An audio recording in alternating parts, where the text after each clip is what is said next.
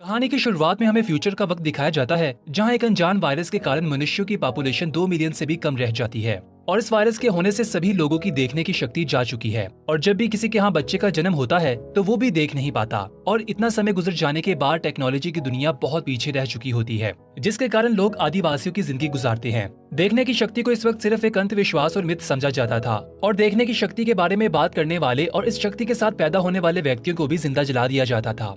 अंधे होने के कारण कुछ व्यक्तियों की बाकी सेंस बहुत तेज हो जाती है जिसकी हेल्प से वो कबीले वालों को रास्ता दिखाते हैं और आने वाले वक्त और मौसम की भविष्यवाणी भी करते हैं। इसके बाद हमें सीरीज में केंजुआ नामी सिटी दिखाया जाता है जिसे क्वीन रन करती है जिसका नाम कैन होता है। इसकी एक आर्मी होती है जिसे विच फाइंडर आर्मी कहते हैं। क्वीन बहुत ही ज्यादा धार्मिक होती है और देखने की शक्ति के बारे में बात करने वालों को बहुत ही जानलेवा तरीके से मार देती है और वही सब पर हुकूमत चलाती है। विच फाइंडर आर्मी का काम ऐसे व्यक्तियों को ढूंढ कर लाना होता है जो देख सकते हैं। क्वीन टेक्नोलॉजी के दौर से बचे हुए डैम को कंट्रोल करती है और वही इसकी मालिक होती है और इस पर कब्जा करके वहीं पर इसका महल बनाया गया होता है। इसके बाद हमें सीरीज में एल्कनी कबीला दिखाया जाता है जो घने जंगलों के बीच में बना होता है जिसका एक सरदार होता है जो बहुत ही नाडर और ताकतवर होता है। इसका नाम बाबा वॉस होता है। फिर हमें कबीले में बाबा वॉस की पत्नी मैगरा दिखाई जाती है जो बच्चे को जन्म देने वाली है और इसकी मदद करने के लिए कबीले की बुजुर्ग महिला पेरिस इसकी मदद कर रही होती है। मैगरा कबीले के सरदार और अपने पति बाबा वॉस के बारे में पूछती है जिस पर पेरिस उसे बताती है कि वो बाकी आदिवासियों के साथ कबीले से बाहर इससे भी ज्यादा अहम काम के लिए निकले हुए हैं। तो दोस्तों यहाँ पर हमें पता चलता है कि कबीले पर विच फाइंडर्स का हमला होने वाला है जिन्हें लगता है कि मैगरा एक विच है और इसे और इसके बच्चों को मारने के लिए इनके रास्ते में जो भी आएगा वो इनकी जान ले लेंगे। कबीले के लोग अपने सरदार की पत्नी की सुरक्षा के लिए एकजुट होकर लड़ने के लिए तैयार हो जाते हैं। अंधे होने के बावजूद वो लड़ाई में काफी माहिर होते हैं और बाकी सेंस यानी सूंघने और सुनने की शक्ति से इस बात का पता लगा लेते हैं कि विच फाइंडर यहाँ से करीब ही है और 200 लोगों के साथ वो बहुत सारे हथियारों के साथ इस पर हमला करने वाले हैं। बाबा वो सभी लोगों की हिम्मत बढ़ाता है और धार्मिक नाच करते हुए जंग का भोपो बजाकर सभी लोगों से ये वादा करता है कि वो कबीले की सुरक्षा के लिए अपनी जान देने को भी तैयार है। सभी लोग अपने लीडर की बात मानते हुए जंग के लिए तैयार हो जाते हैं।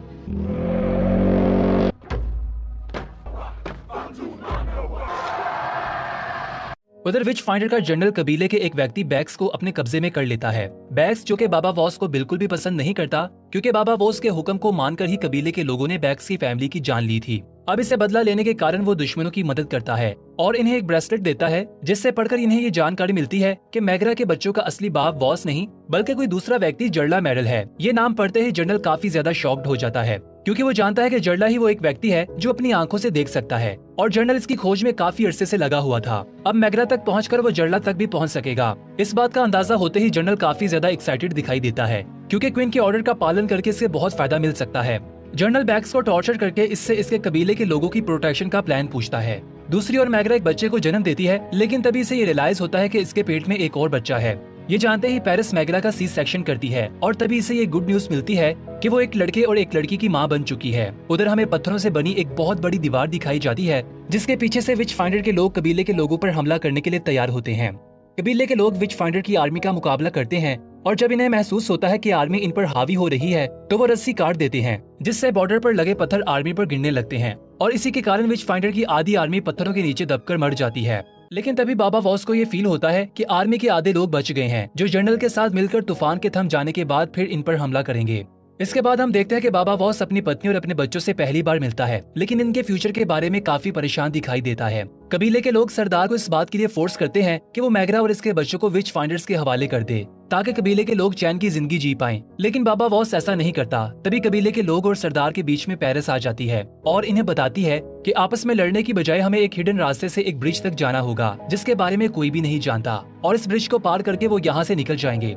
सभी लोग इस बात पर एग्री होकर इस ब्रिज तक पहुंच जाते हैं और जब वो आधे ब्रिज तक पहुंचते हैं तभी जनरल और इसकी आर्मी के लोग वहां पर आ जाते हैं लेकिन इन्हें ये बात रियलाइज नहीं होती कि यहाँ पर कोई ब्रिज है। जब कबीले के लोग ब्रिज को पार कर लेते हैं तभी जनरल को ब्रिज के बारे में पता चलता है। अब वो भी ब्रिज को पार करने की कोशिश करते हैं लेकिन सरदार ब्रिज की रस्सी को काट देता है जिससे आर्मी के कुछ और लोग भी गिरकर मर जाते हैं और बाबा वॉस बैक्स को भी अपनी ओर खींच लेता है क्योंकि वो अभी भी कबीले का मेंबर है। जनरल इस बार भी नाकाम हो जाता है और अपनी आर्मी के साथ वापस चला जाता है। जनरल की नाकामी की खबर एक हुक के जरिए से क्वीन तक पहुंचती है। क्वीन अपनी हार के बारे में काउंसिल के मेंबर्स को इन्फॉर्म करती है और यहाँ पर हमें पता चलता है कि जर्ला ने क्वीन की बहन को मारा था, तभी वो इससे बदला लेना चाहती है। काउंसिल की नजर में देखने की शक्ति का होना एक शैतानी शक्ति जैसा है और इसीलिए इन्हें जर्ला और इसके दोनों बच्चों की जान लेना होगी। सभी लोग क्वीन की बात पर एग्री करते हैं और वो तीनों को मारने के लिए विच फाइंडर की एक और आर्मी इनकी ओर भेजते हैं। दूसरी ओर हम कबीले के लोगों को एक चट्टान पर खड़ा हुआ देखते हैं, जहां मैग्रा कबीले वालों को जर्ला की असलियत के बारे में बता देती है कि इसके पास देखने की शक्ति थी और वही इस बच्चों का असली पिता है। वो किसी भी धर्म पर विश्वास नहीं करता और इसके हिसाब से वो देखने की शक्ति से दुनिया को एक खूबसूरत जगह बना देगा। मैग्रा कबीले वालों को जर्ला की बताई हुई एक ऐसी जगह पर ले जाती है जो मैजी की तरह है, यानी वहाँ और कोई नहीं आ सकता। सभी लोग इस वैली में आ जाते हैं और वहाँ आकर खुद को सुरक्षित फील करते हैं। फिर इसके बाद हम बाबा वॉस को अपने दोनों बच्चों के साथ देखते हैं, जहाँ वो एक नदी के किनारे लंबी सांस ले रहा होता है। तभी हमें ये बात नोटिस करवाई जाती है कि दोनों बच्चों के पास भी देखने की शक्ति है। कुछ समय के बाद हम बाबा वॉस को घने जंगलों में अपने बच्चों के साथ खाने की तलाश में भटकता हुआ देखते हैं। तभी अचानक एक बहुत ही भयानक भालू इन पर हमला कर देता है। बाबा वॉस इस भालू से मुकाबला करने की कोशिश करता है लेकिन नाकाम रहता है। तभी अचानक से एक तीर इस भालू को जाकर लगता है और वो तीर चलाने वाला कोई और नहीं बल्कि बच्चों का पिता जर्ला होता है, जो दोनों को देखकर काफी ज्यादा खुश दिखाई देता है और बाबा वॉस को एक बॉक्स का पता बताता है और इसकी चाबी देता है और इससे ये बताता है कि 12 साल होने के बाद इन बच्चों को ये डब्बा दे दे। इस डब्बे में क्या था ये बताए बगैर जर्ला वहाँ से निकल जाता है। बाबा वॉस इसे आवाजें देता है लेकिन वो यहाँ से जा चुका होता है। बैक्स, जो कि अभी भी दुश्मन लोगों की मदद करना चाहता है, बाबा वॉस की आवाज को सुन लेता है और इसके बारे में अपनी चची को बताता है। बाबा वॉस की ऑर्डर पर बैक्स के पेरेंट्स को मार दिया गया था। इसी बात के कारण इसकी बाकी फैमिली बाबा वॉस के खिलाफ है। इस बारे में जानकारी लेने के लिए वो एक लड़की शैडो की मदद लेते हैं। इसके पास इनविजिबल रहने का टैलेंट है, यानी वो कबीले में रहती है लेकिन आज तक कोई भी इन्हें महसूस नहीं कर पाया। दूसरी ओर हम बाबा वॉस और मैग्रा को देखते हैं, जो इस बॉक्स को ओपन करके ये महसूस करते हैं कि इसमें पुरानी टेक्नोलॉजी और पुराने लोगों की जिंदगी के बारे में जानकारी है, जिसे पढ़कर इनके बच्चे एक दिन नए सफर पर निकलेंगे और दुनिया में न्यू वर्ल्ड ऑर्डर की शुरुआत करेंगे। मैग्रा को ये आइडिया पसंद नहीं आता और इस बॉक्स को जमीन में दफन करने को कहती है और अपने बच्चों को भी इस बॉक्स से दूर रहने को कहती है। तभी पेरिस और बाबा वॉस इस बात को नोटिस करते हैं कि इनकी ये बातें कोई सुन रहा है। ये जानते ही बाबा वॉस शैडो का पीछा करने लगता है। शैडो बैग्स से झूठ बोलती है कि बाबा वॉस अपने बच्चों के साथ खेल रहा है, लेकिन बैग्स अपना प्लान बना लेता है और रोजाना एक बॉटल में संदेश डालकर नदी में फेंक देता है ताकि वो क्वीन तक पहुंच जाए, जिसे पढ़ते ही जर्नल कबीले तक पहुंच जाएगा। दूसरी ओर हम जर्नल को कबीले के लोगों पर जुल्म करता हुआ देखते हैं, जो कई साल गुजरने के बाद भी बाबा वॉस और इसके कबीले को नहीं ढूंढ पाए और इसी फ्रस्ट्रेशन में आकर वो कई लोगों की जान ले चुका होता है और कई कबीलों को आग लगा चुका होता है। उधर डैम के बीच रानी को जर्नल की ओर से ये मैसेज मिलता है कि वो जंग खत्म करके वापस आना चाहते हैं, लेकिन तभी इसे ये रियलाइज होता है कि इस मैसेज के साथ छेड़खानी की गई है, क्योंकि काउंसिल के लोगों को इस बात पर यकीन नहीं रहा, क्योंकि वो कबीले के लोगों की भलाई की बजाय विच फाइंडर आर्मी के द्वारा लोगों की जान लेती है और ऐसा करने से इसको कोई भी फायदा नहीं हो रहा, जिसके कारण लोग इसके खिलाफ हो जाते हैं। क्वीन इसके खिलाफ होने वाले काउंसिल के लोगों को फांसी पर लटकाकर इन्हें करंट लगाकर मार देती है। इसके बाद सीरीज में 3 साल का समय गुजार दिया जाता है, जहां हम मैग्रा के दोनों बच्चे यानी काफन और हैनिवा को देखते हैं, जो काफी बड़े हो चुके होते हैं और अपने देखने की शक्ति को कबीले से छुपा कर रखते हैं। लेकिन कबीले में किए जाने वाले रिचुअल्स और इनके रहन सहन को वो देखकर काफी निराश जिंदगी गुजारते हैं।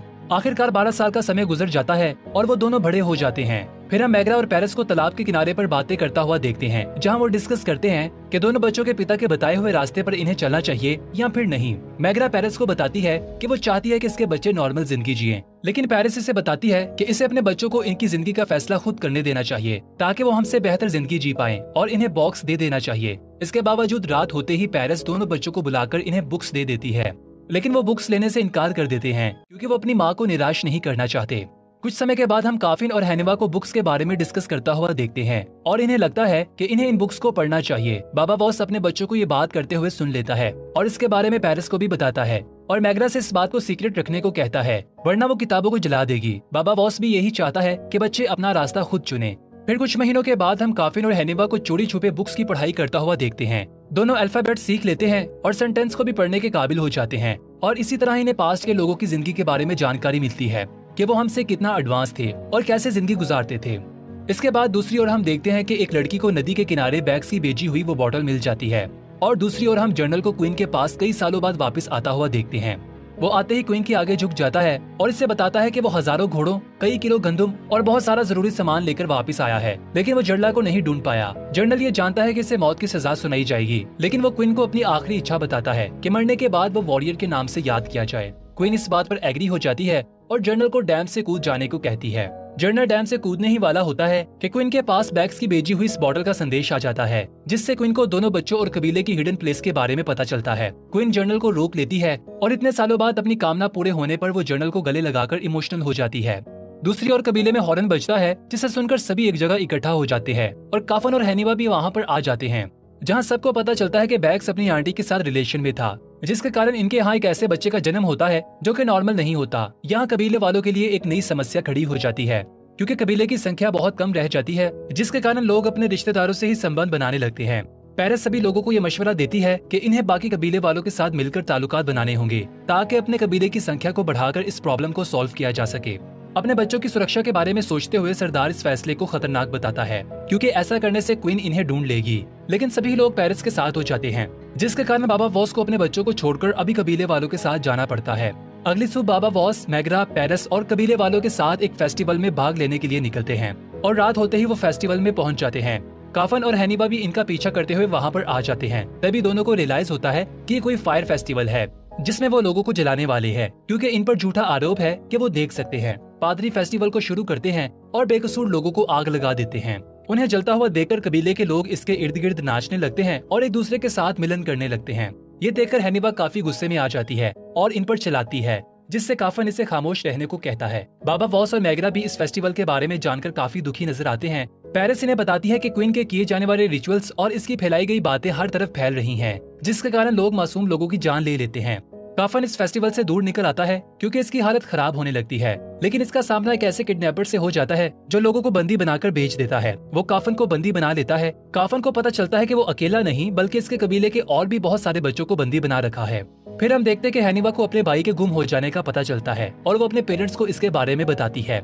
सभी लोग ये जानते ही काफन की तलाश में निकलते हैं। दूसरी ओर किडनैपर एक अनजान रास्ते से सभी लोगों को एक नए टाउन में ले आता है, जहां लाते ही वो इन सब के मुंह को अनटाई कर देता है। दूसरी ओर सभी लोग इस रास्ते पर पहुंच जाते हैं जहां से वो किडनैपर इन्हें लेकर गुजरा था, क्योंकि वहां पर आग लगी हुई होती है। तभी हैनिवा वहां कुछ लिखा हुआ नोटिस करती है, जो काफन ने लिखा होता है कि वो जिंदा है और इस रास्ते को फॉलो करे। वो सबको इस क्लू के बारे में बताती है, लेकिन मैग्रा ये बात जानकर काफी हैरान होती है और बहुत ज्यादा नाराज हो जाती है कि इनके बच्चों को पढ़ना लिखना आता है। इसका मतलब इन्होंने अपने जीवन का बहुत बड़ा हिस्सा इनसे छुपा कर रखा था। लेकिन हैनिवा उसे बताती है कि वो अपने असली फादर के रास्ते पर चलना चाहती है। इस वक्त सभी लोगों के लिए काफन को ढूंढना ज्यादा अहम था, इसीलिए वो वापस अपने मिशन पर ध्यान देते हैं। थोड़ी देर बाद ये ग्रुप इस टाउन पर पहुंच जाता है, जहां पर किडनैपर्स ने सभी को बंदी बनाकर रखा था। बाबा वो सभी लोगों को यहाँ पर रुकने को कहता है कि वो अकेला ही इस मिशन पर जाएगा। हैनिवा साथ देना चाहती है, लेकिन बाबा वॉस इसे रोक देते हैं, क्योंकि वो अपनी बेटी को अपना वो रूप नहीं दिखाना चाहते जिससे वो लोगों की जान लेगा, क्योंकि इसने अपनी जिंदगी में बहुत सारे लोगों को बहुत बुरे तरीके से मारा है। बाबा वॉस टाउन में एंटर हो जाता है